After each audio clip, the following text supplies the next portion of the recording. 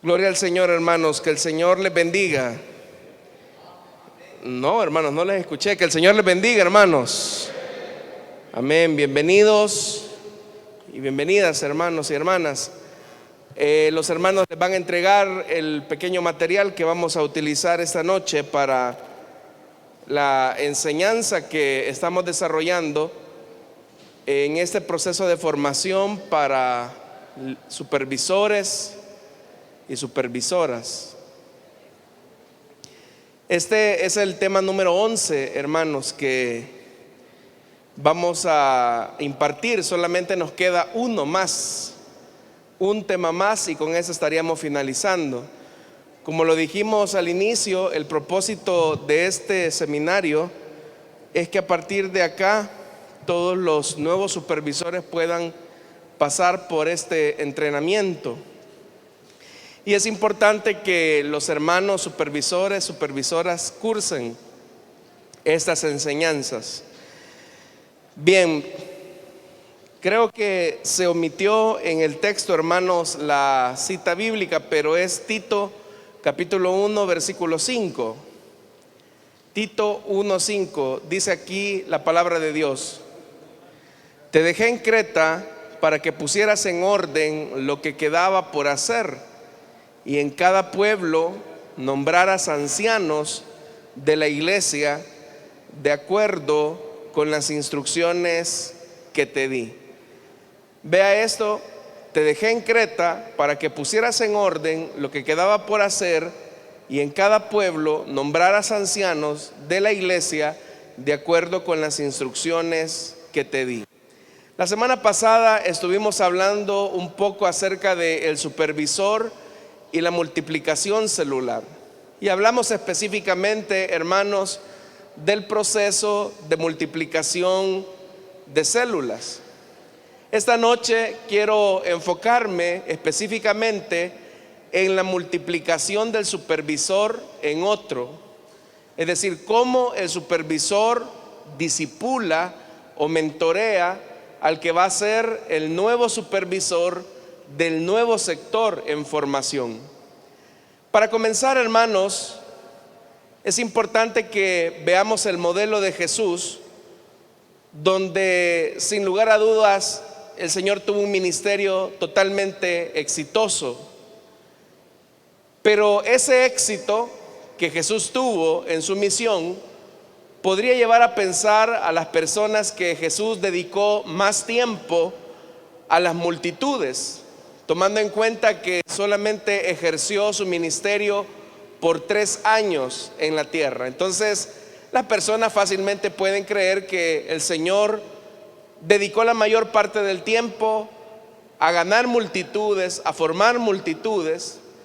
Sin embargo, resulta bastante interesante que el primer evangelio en ser escrito, que es el evangelio de Marcos, en los 550 versículos de ese evangelio, donde se habla acerca del ministerio de Cristo, 282 versículos muestran a Jesús relacionándose con las multitudes o con el público en general.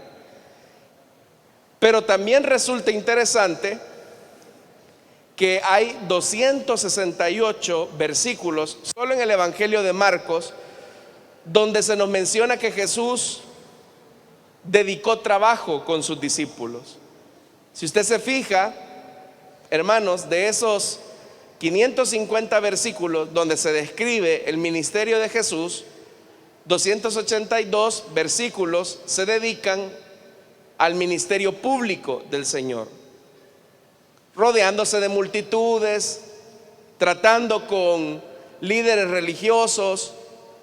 Pero una buena parte de esos versículos que nos hablan acerca del ministerio, casi la mitad, nos ilustran el trabajo que Jesús desarrolló con su círculo más cercano. Eso nos lleva a la pregunta: ¿por qué Jesús pasaría tanto tiempo con tan pocos discípulos?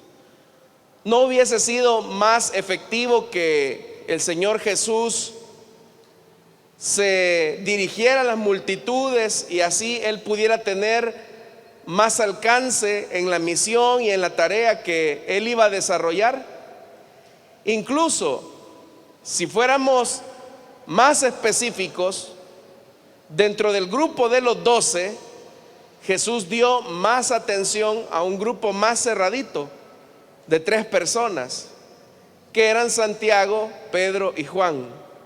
Son estos 3 los que, por ejemplo, presencian el momento mismo de la transfiguración.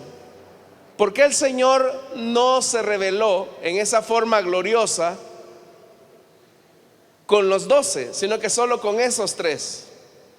La razón de esto, hermanos, era porque Jesús, siendo un mentor por excelencia, entendía que debía de dedicar muchos esfuerzos a preparar ese pequeño grupo, a preparar a los futuros líderes de esas grandes multitudes. Y en realidad, hermanos, la estrategia de Jesús funcionó, porque en el libro de los Hechos de los Apóstoles se nos dice que efectivamente esos pequeños grupos, o ese pequeño grupo que Jesús formó, mentoreó, dirigió, fue el que finalmente tuvo un gran alcance en la tarea de evangelización.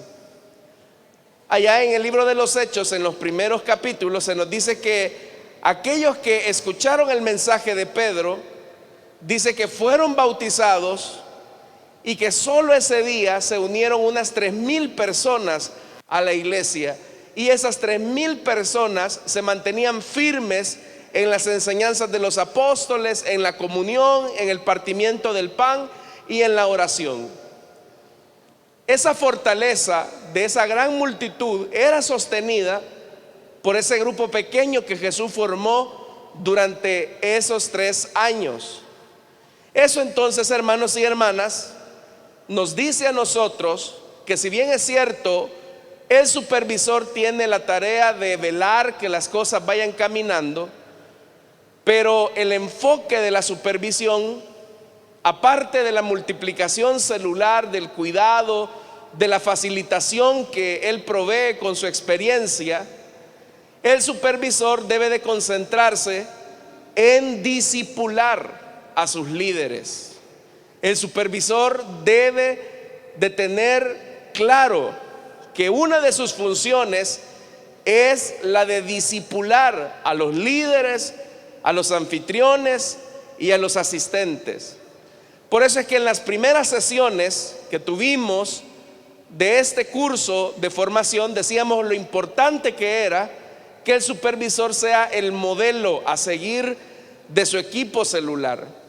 Entonces, hermanos, si el enfoque del supervisor es multiplicar las células, es ayudarle a los líderes para que se multipliquen, dentro de ese proceso de multiplicación, el supervisor también está entrenando al que en algún momento se va a convertir en su relevo.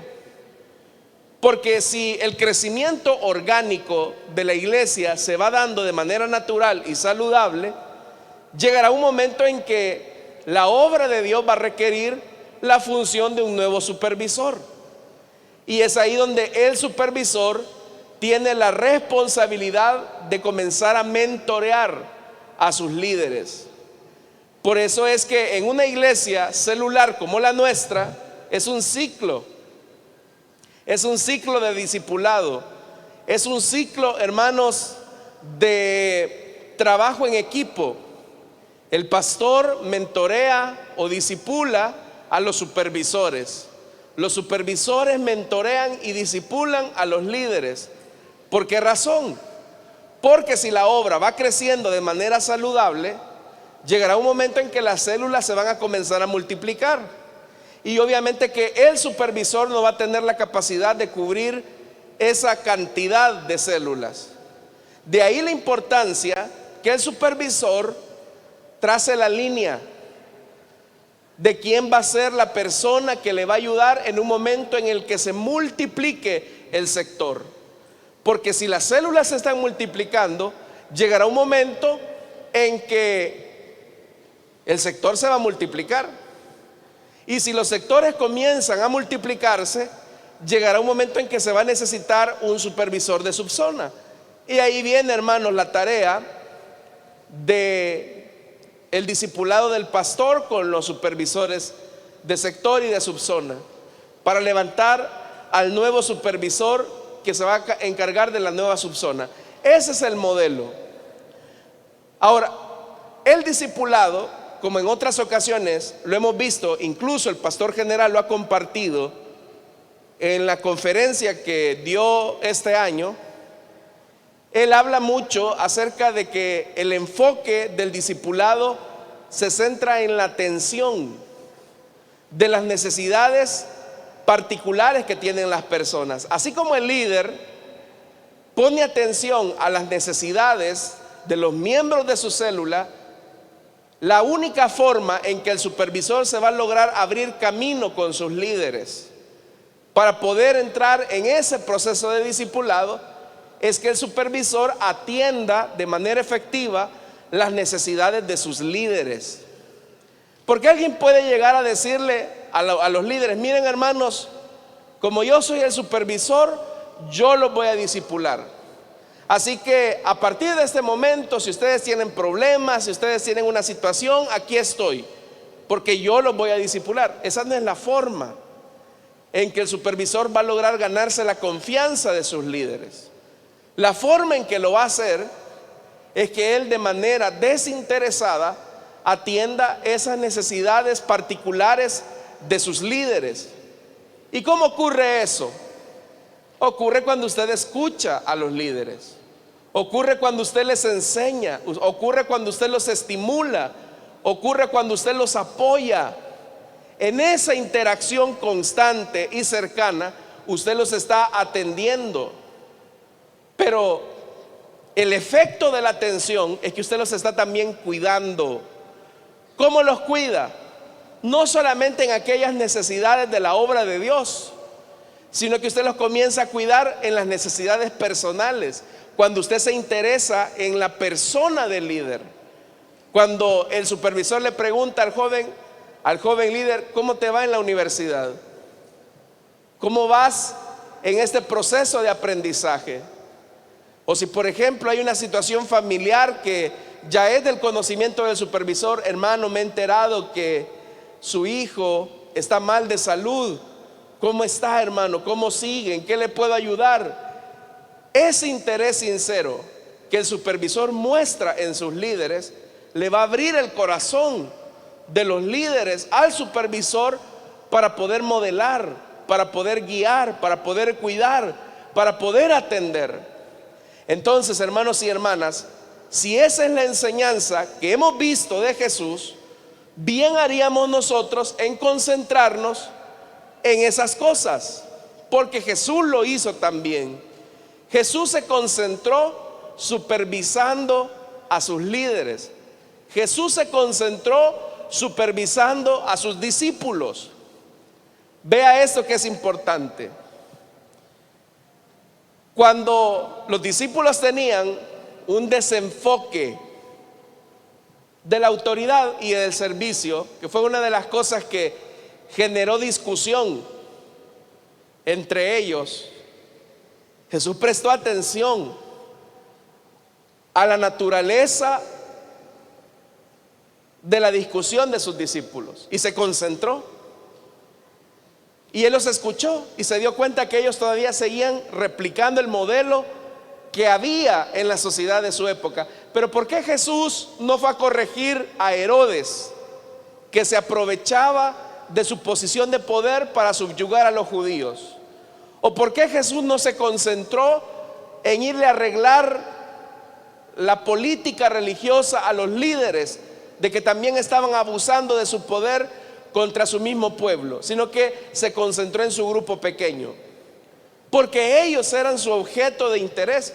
Jesús no estaba discipulando a los gobernantes, Jesús no estaba discipulando a la élite religiosa. Jesús se concentró en discipular a su grupo pequeño. Y por eso es que Él les dijo: ustedes saben que en el mundo Los que gobiernan se enseñorean de los súbditos, de los pequeños. Pero entre ustedes, el que quiera ser mayor va a servir a todos. Pero esas eran enseñanzas muy particulares. Entonces, hermanos y hermanas, cuando el supervisor concentra su esfuerzo en sus líderes, en sus anfitriones, él poco a poco los va modelando. Los va modelando siendo él un referente. Y eso ya lo vimos la semana pasada. Cuando el supervisor es un referente, es decir, es un modelo, las personas, los líderes lo comienzan a ver a él como su mentor, como una persona en la que pueden confiar. Pero ¿qué pasa si el supervisor comienza a concentrarse en otras cosas que no son importantes? ¿Qué pasa cuando el supervisor ha mecanizado todo el trabajo y donde lo más importante son los resultados y no los individuos? Eso, hermanos y hermanas, va a generar en las personas un sentido de utilización. Es decir, yo al supervisor solamente le importo siempre y cuando haga la célula, siempre y cuando le envíe el reporte, siempre y cuando traslade las ofrendas del grupo a la iglesia. Pero a mí nunca me ha preguntado cómo estoy, cómo me va, cómo me siento, cómo va mi proceso.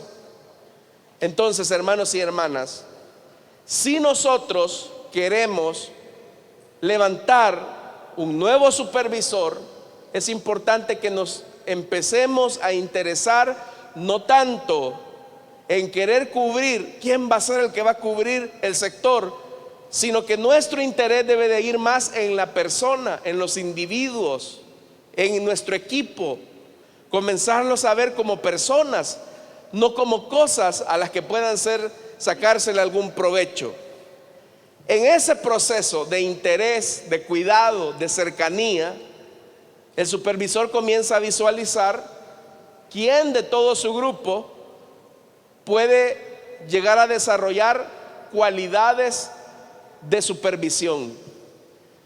Acá, hermanos y hermanas, es donde es importante decir que los mejores supervisores son aquellos que han dirigido grupos celulares que ellos también han multiplicado. Es decir, cuando el líder que multiplica la célula lo hace, lo logra, ese es un buen candidato para ser supervisor. Pero cuidado, no necesariamente solo porque multiplica su grupo significa que es el mejor candidato. Lo que se sugiere es que si hay una persona que efectivamente ha logrado multiplicar su célula, él puede ser un buen candidato, pero no es el único criterio, hermanos y hermanas, para levantar a un nuevo supervisor. Porque esto, hermanos y hermanas, es como en los deportes, ¿verdad? No todos los líderes van a llegar a ser supervisores. A lo largo de los años, hermanos, que hemos estado trabajando con las células, con el modelo celular, me he dado cuenta que cuando hay buenos líderes, buenas lideresas, se puede cometer el error de decir: es que este hermano tiene cualidades, ya multiplicó su célula y yo creo que va a ser un buen supervisor. Y se promueve a un buen líder al cargo de supervisor, y resulta ser que cuando llega a ser supervisor no desempeña bien su trabajo, no lo hace bien. Y no lo hace bien no tanto porque no haya existido un buen modelo que pudiera ser, sino porque no reunía las cualidades, las características, el carácter, que fue una de las cosas que ya vimos durante esta enseñanza. Y lo que ocurre es que se estresa la gente, se estresa el supervisor y el trabajo comienza a disminuir en intensidad. En este momento yo recuerdo dos ejemplos de hermanos que eran muy buenos como líderes de célula. Ellos, hermanos, atendían a los hermanos, tenían buena enseñanza, eran muy responsables. Pero cuando los colocaron como supervisores, comenzaron, hermanos, a tener actitudes un poco arrogantes, un poco altivas con los demás líderes. Cuando él era un líder, me recuerdo de uno en especial, cuando era un buen líder, él era muy humilde, muy tranquilo, atendía con mucha dedicación la célula, pero media vez lo colocaron de supervisor, comenzó a maltratar a los líderes, comenzó a regañarlos, y eso, hermanos, comenzó a debilitar el trabajo. Entonces, era un buen líder. Curiosamente, a su célula, hermanos, él era muy bueno, pero ya como supervisor no era tan bueno. Y ese es un problema cuando nosotros promovemos a una persona como supervisor cuando no reúne las cualidades que ya vimos en sesiones anteriores, hablando acerca del carácter. Una de las cosas que nosotros como supervisores debemos de aprender a desarrollar, y eso no se consigue en la tienda de la esquina, es algo que se ve en el tiempo, es aprender a desarrollar con ellos el carácter de Jesús, porque eso va a garantizar que efectivamente hagan bien las cosas.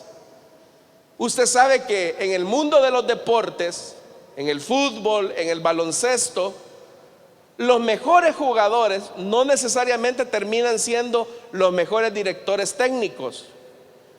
Hay, hermanos y hermanas, buenos jugadores de fútbol, por ejemplo, que no necesariamente son buenos como directores técnicos. En su momento ellos fueron buenos jugadores, pero cuando el club los promueve al cargo de director técnico, no cuajan. Porque una cosa es lo que una persona hace de manera individual, y otra cosa es cuando le toca que estimular y sacar adelante al grupo. Entonces debemos de tener cuidado al momento de que de nuestro grupo de líderes escojamos al que va a llegar a ser el futuro supervisor del nuevo sector. Entonces, ¿cómo se multiplica el supervisor en otros? En primer lugar, hermanos, orando por el nuevo supervisor. La oración juega un papel importante. ¿Por qué razón? Porque la oración, hermanos, protege, es un escudo para los nuevos líderes, o para los líderes, perdón, que van a llegar a ser futuros supervisores. Jesús, antes de levantar a los discípulos, a los que llegarían a ser discípulos, la Biblia dice que Él oró. Entonces nosotros también, cuando ya vemos que el sector va creciendo, que las células se van multiplicando, el supervisor tiene que estar consciente que un día ese sector se va a multiplicar. Ese es el ritmo saludable de crecimiento de la obra de Dios. Entonces, ¿qué tiene que hacer el supervisor? Pedir obreros para que vayan a la mies, que fue lo que dijo Jesús. Oren, pidan al Señor de la mies que envíe obreros.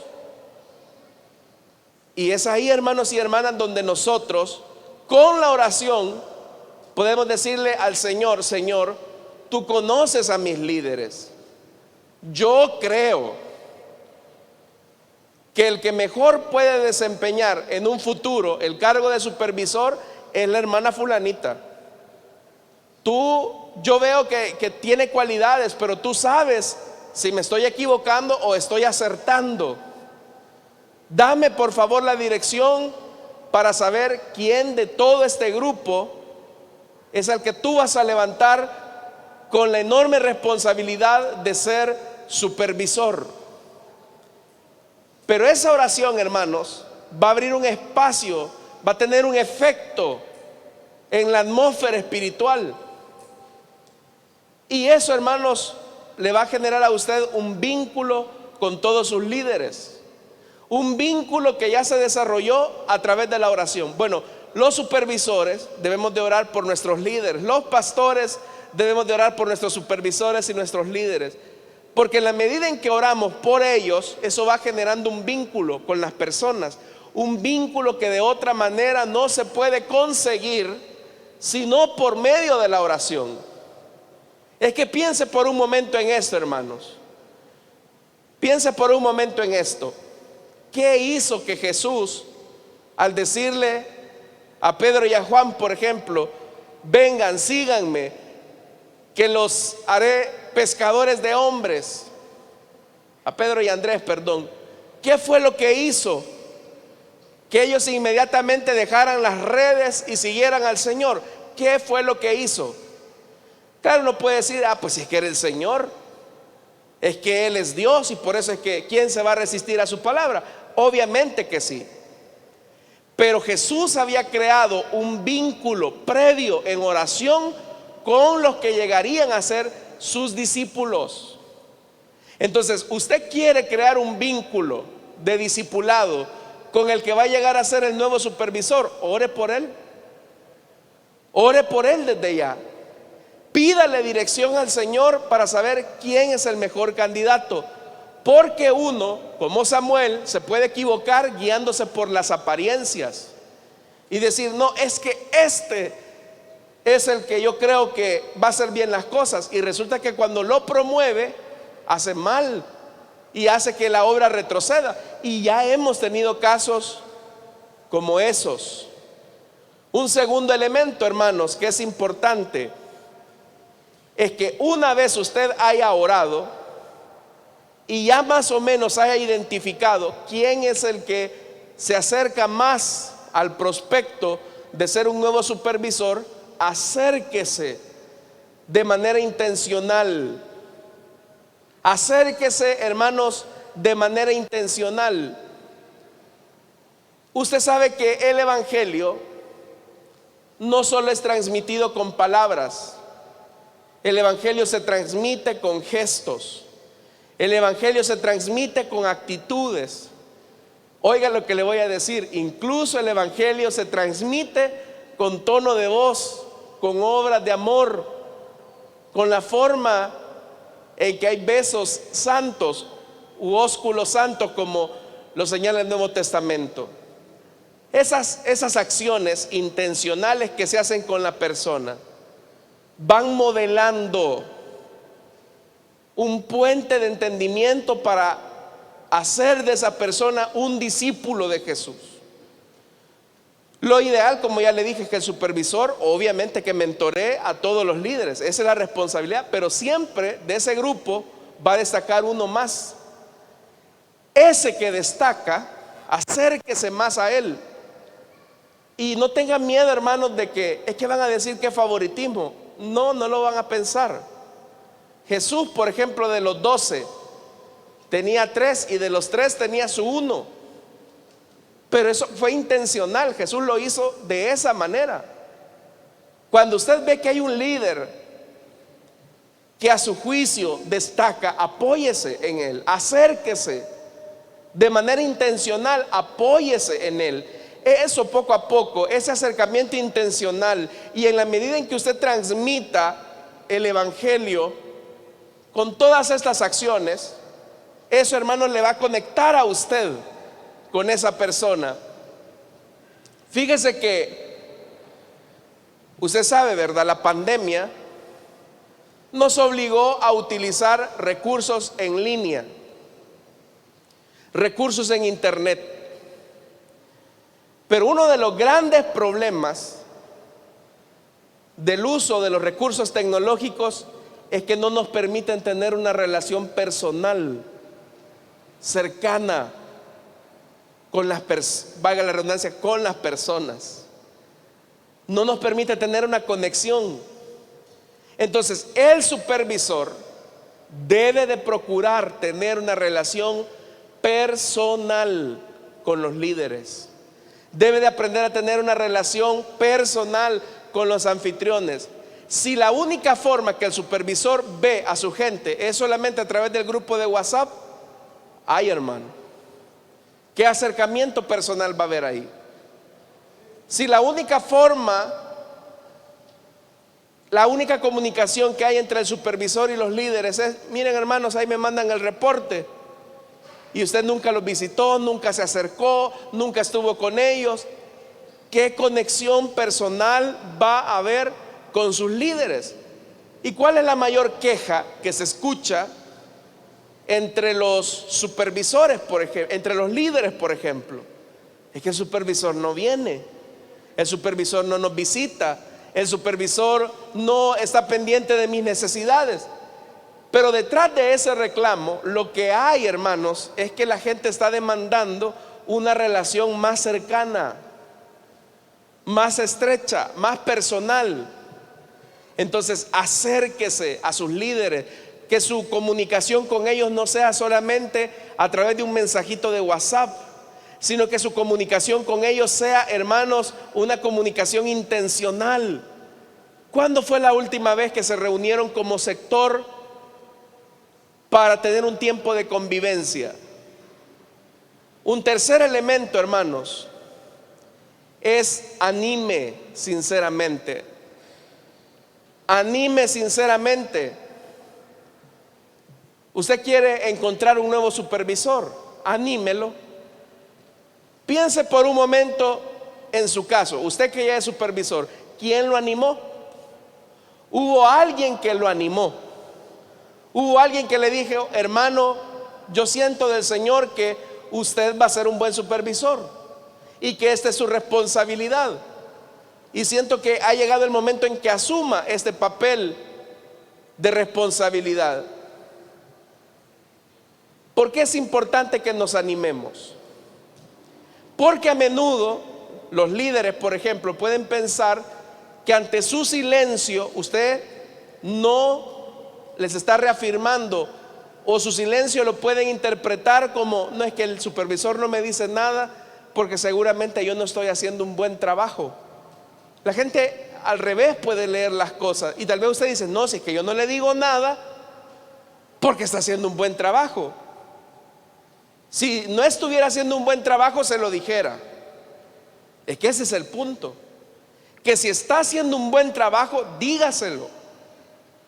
Porque si usted no anima a sus líderes, cuando usted salga con la idea y con la invitación: mira, hermano, yo lo he considerado a usted para que en el nuevo sector que vamos a abrir, que vamos a multiplicar, usted sea la supervisora.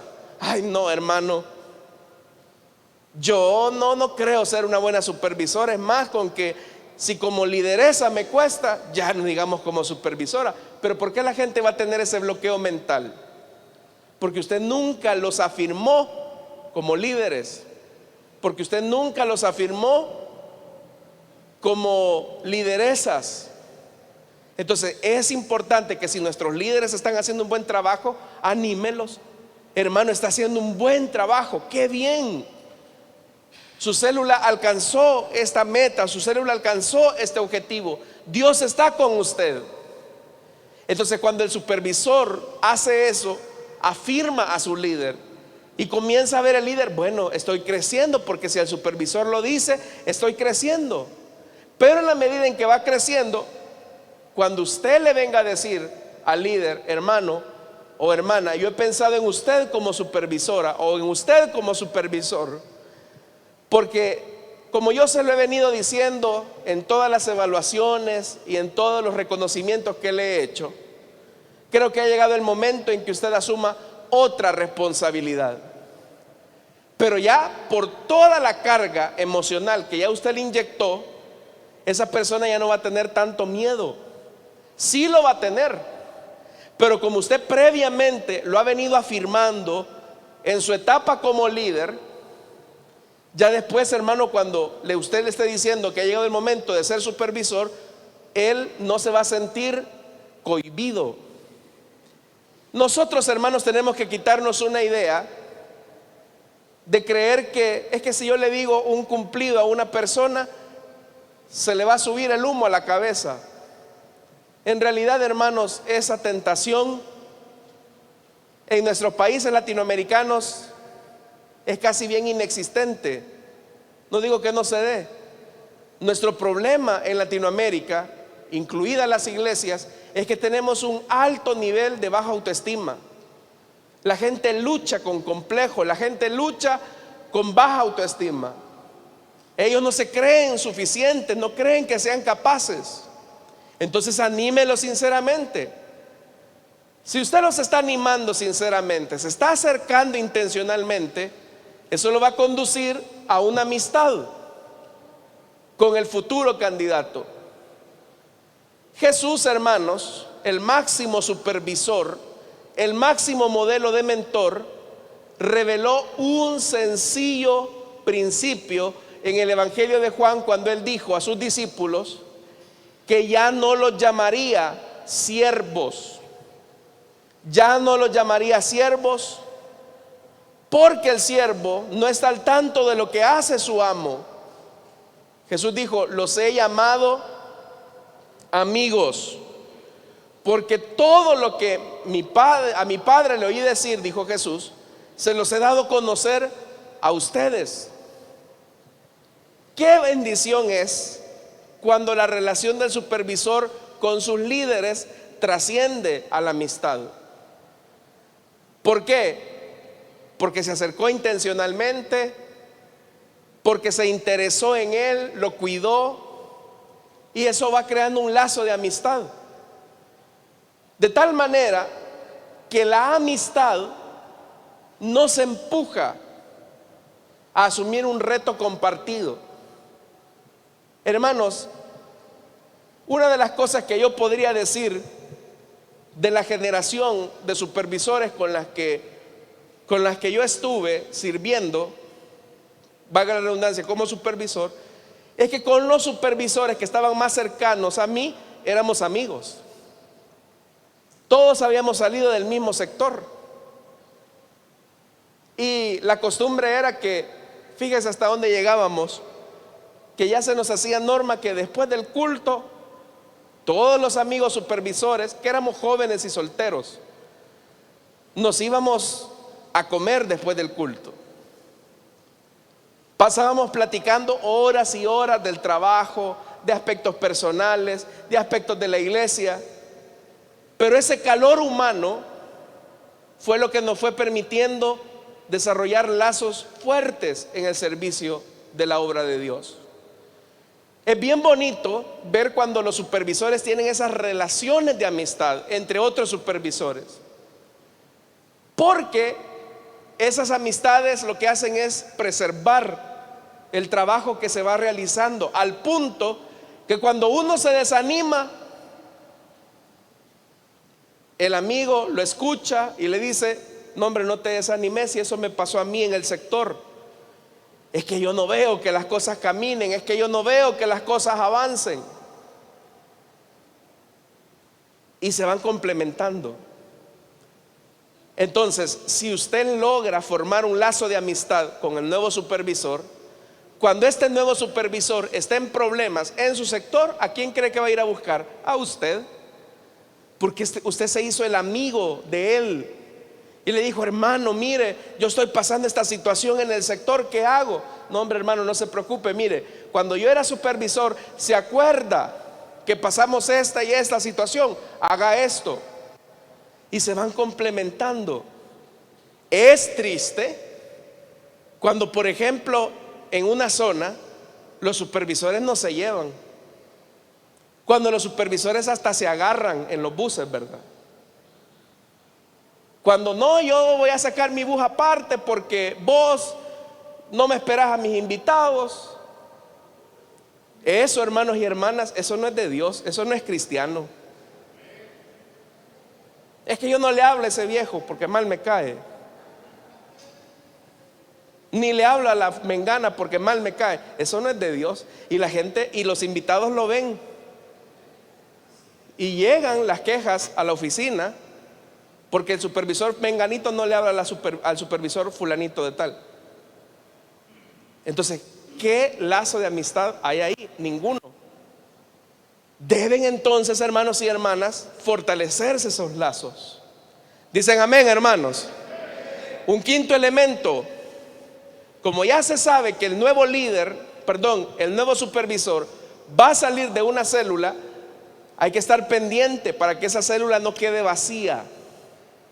Que ese líder haya formado un nuevo líder para que el momento en que el nuevo supervisor, tome la responsabilidad del sector, esa célula no quede en el aire.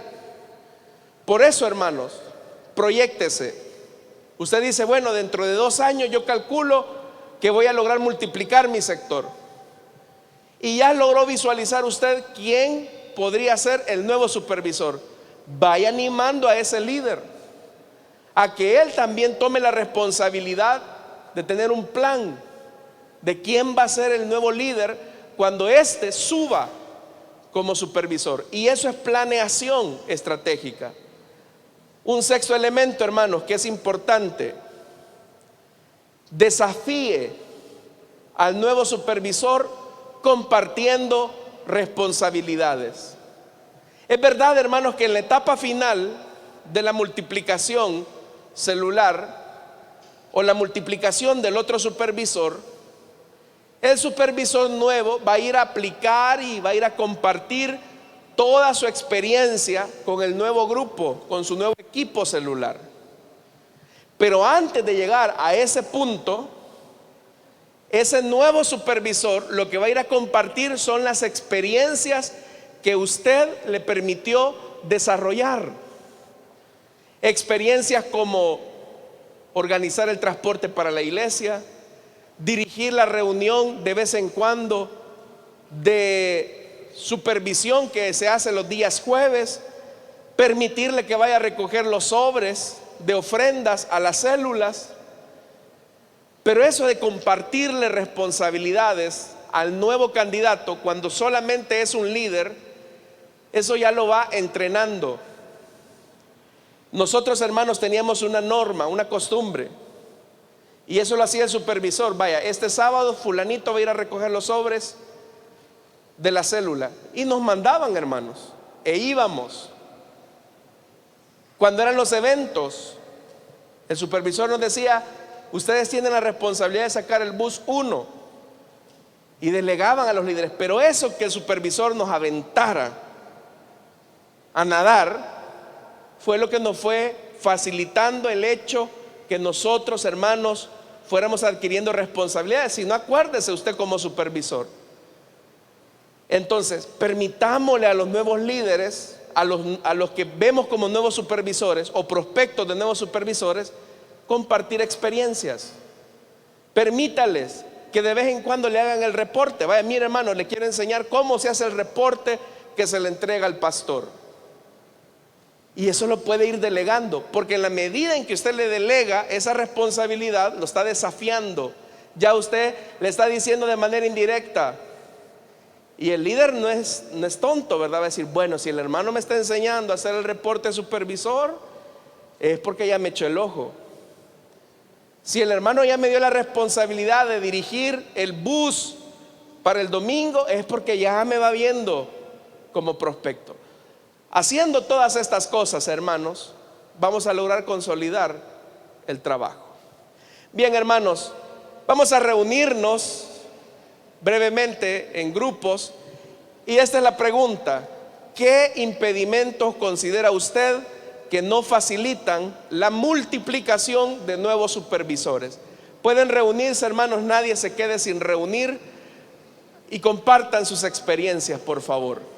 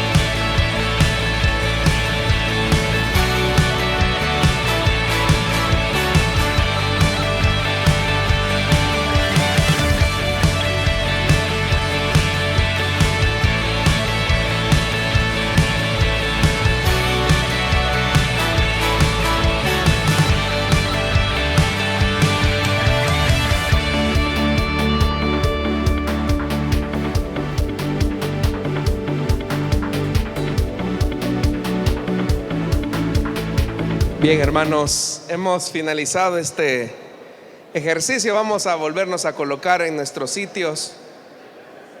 Sé que este tiempo se va así volando, hermanos. Gracias por hacer este esfuerzo todos los días lunes. Gracias a cada uno de ustedes. Voy a invitar a los hermanos diáconos y a las hermanas diaconisas que puedan pasar. Vamos a orar en este momento por nuestras ofrendas y nuestros diezmos. Vamos a orar, hermanos. Padre que estás en los cielos, te alabamos y te bendecimos, porque grandes y maravillosas son tus obras. Señor, queremos poner en tus manos nuestros diezmos y nuestras ofrendas. No te damos por necesidad, no te damos por tristeza, sino que te damos con alegría y sencillez de corazón. Sé que vivimos tiempos difíciles, pero aún, Señor, en los momentos más complicados de nuestra economía, tú permaneces fiel a tus promesas. Tu brazo no se ha cortado, sigues estando sentado en tu trono, y podemos estar seguros, Señor, que ningún bien nos hará falta, porque creemos y confiamos en ti. En Cristo Jesús. Amén y amén. Pueden pasar